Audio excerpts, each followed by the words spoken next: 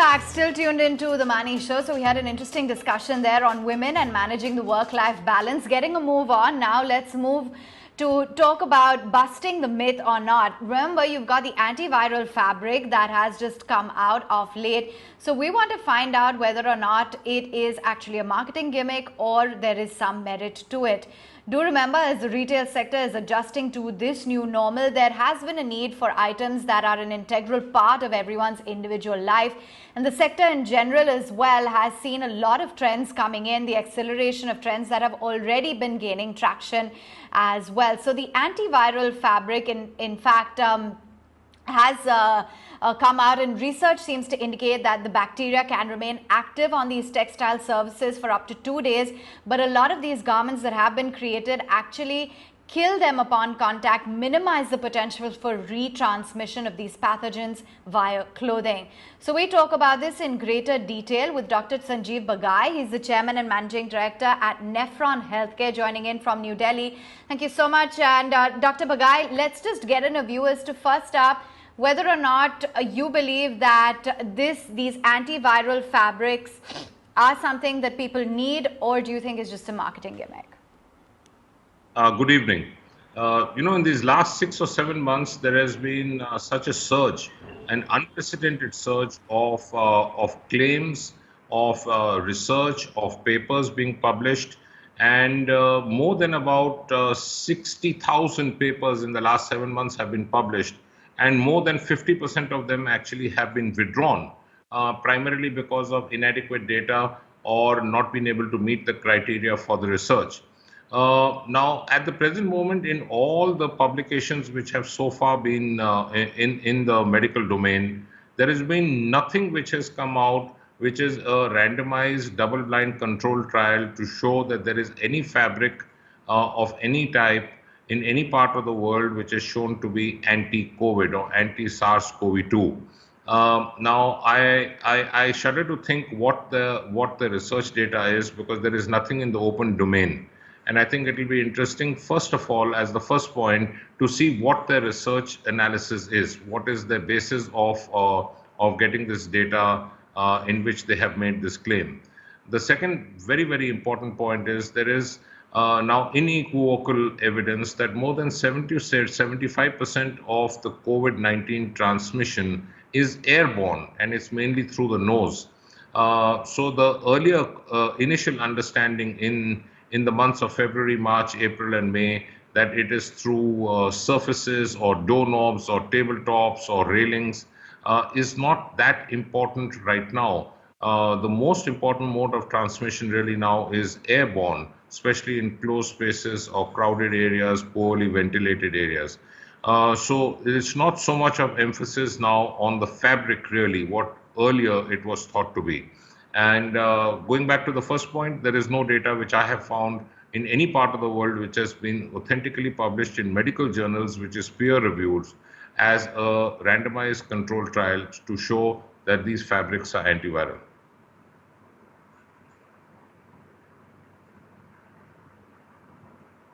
So, just give us a sense, doctor, then, what people need to really be careful of while, using some of these products and, when going out a lot of the time. Do you think that it would then be better to switch over to fabrics that have this material?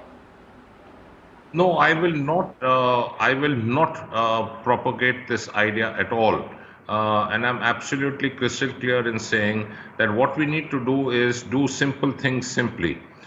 We need to maintain a social distance of well beyond 6 feet.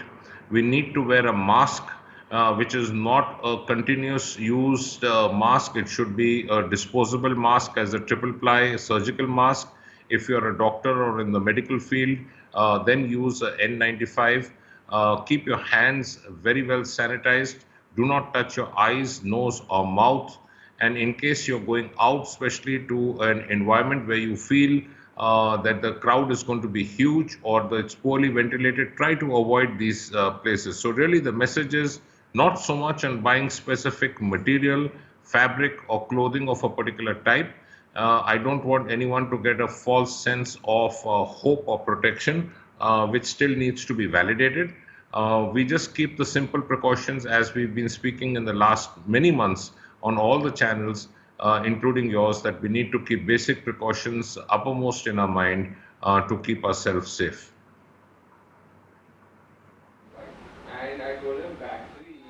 So, just to dwell a little bit more on that point in terms of what could potentially be the causes for the transmission of the virus, because, there seem to be a few doubts as to whether or not it's surface related or whether or not it's just via speaking to someone or without a mask, as you've of course specified. But what would be some of the other key points that one really needs to keep in mind and, just busting some of the myths and putting it into perspective?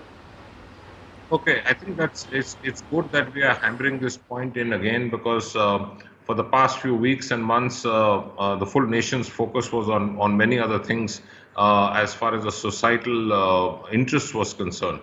So first of all, we know that this transmission goes from human being to human being. So what we need to do is to break this mode or this route of transmission, which is from human to human. It can go through a direct contact if you touch a person, hug a person. Therefore, we need to keep a good measure of social distancing. Point number two is, in case a person speaks, coughs, sneezes, shouts, sings. So the mode of your transmission through your mouth is important in terms of the amount of time you spend with a person in close proximity, the depth of his or her voice. If the person is sneezing or is going to be coughing, the violent release of the COVID particles is a lot more than a gentle speech.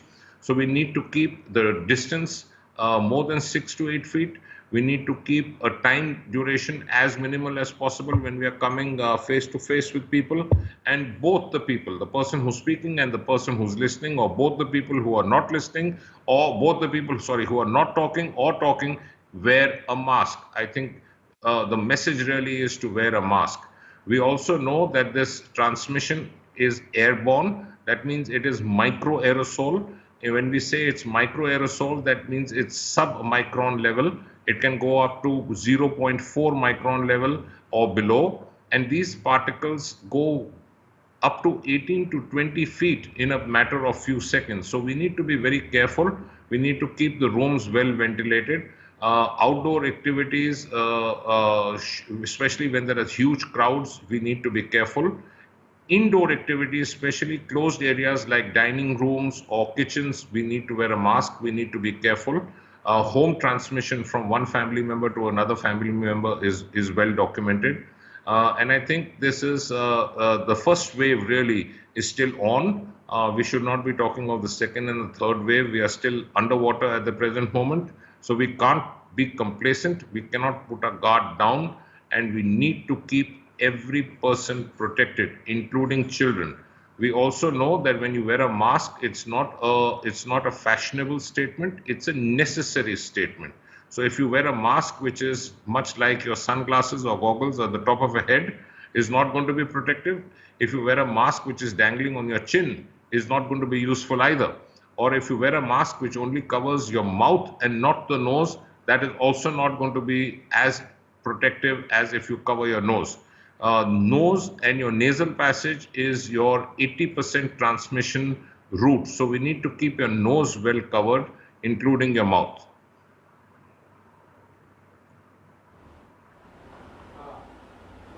Okay, fair enough.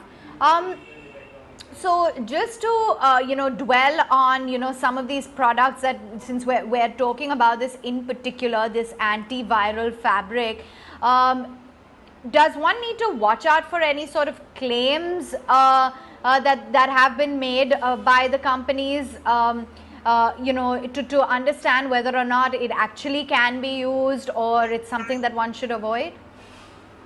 I think we need to be cautious in all claims, and I think any campaign by any company, be it national or international, should be a responsible claim. It should be validated medically, and if there is a data, I think any scientist or any medical doctor would love to learn.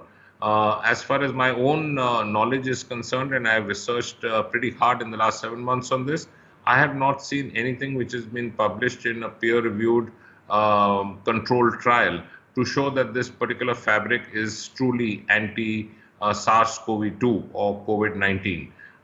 We know that it can remain on surfaces, yes, but the main mode of transmission really is airborne.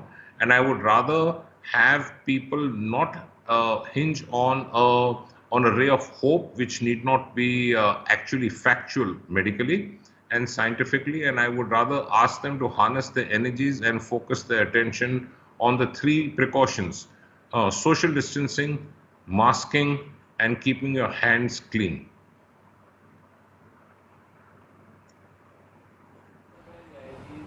Social distancing, masking, keeping your hands clean. I think that is more important rather than falling for any marketing ploys as of now. So that's the view coming in. Thank you so much, Doctor, for joining us and really breaking it down as to what exactly this antiviral fabric is, and just walking us through the basics of how one can really take control and keep themselves safe from the virus. On that note, I think we'll actually be slipping into a quick break. Do stay with us for more.